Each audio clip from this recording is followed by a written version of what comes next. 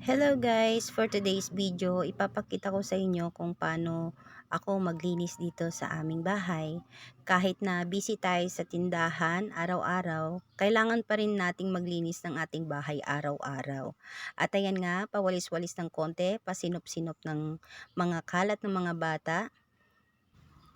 At susunod ka na namang lilinisan ay dito sa double deck ng dalawa kong anak, si Andy at saka si Alexis. Dito yung kwarto nila pero sa totoo lang hindi pa nila ito tinutulugan. Kasama pa naming matulog si Alexis at si Andy naman ay doon sa kabilang kwarto. Yan, pero ito yung talagang kwarto nila.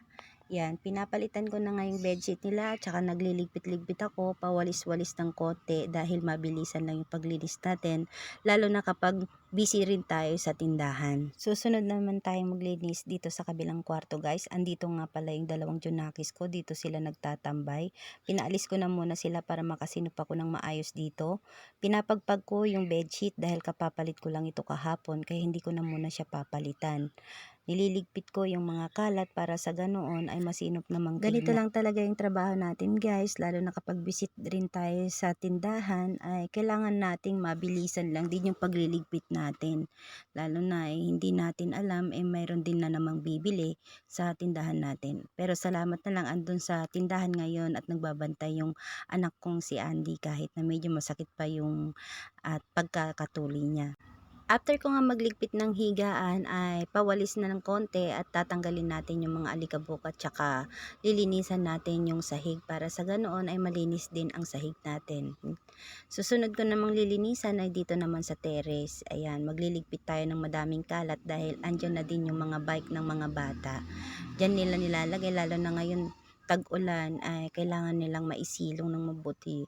Sinisinop na lang natin ng maayos para sa ganoon na hindi naman sila nakakalat. Pero every time yan, ginagamit nila yan araw-araw doon sa labas. Kaya andyan, nakakalat din yung mga dumi at saka yung mga buha-buhangin.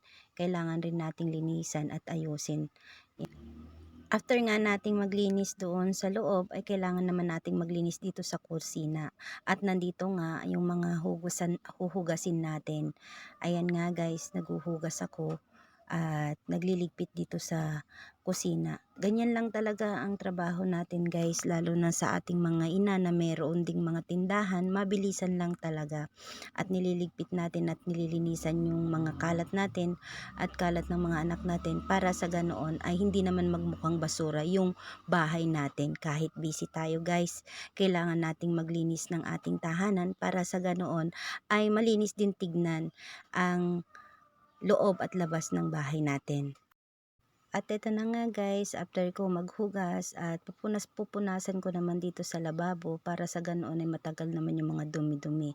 Tinatanggal ko yung mga mumu at saka pinupunasan ko yung lutuan. After nyan, kailangan na nating magwalis para sa ganun matanggal naman yung dumi dito sa floor natin. Ayan, ganyan lang talaga yung trabaho ko guys, lalo na pag mabilisan.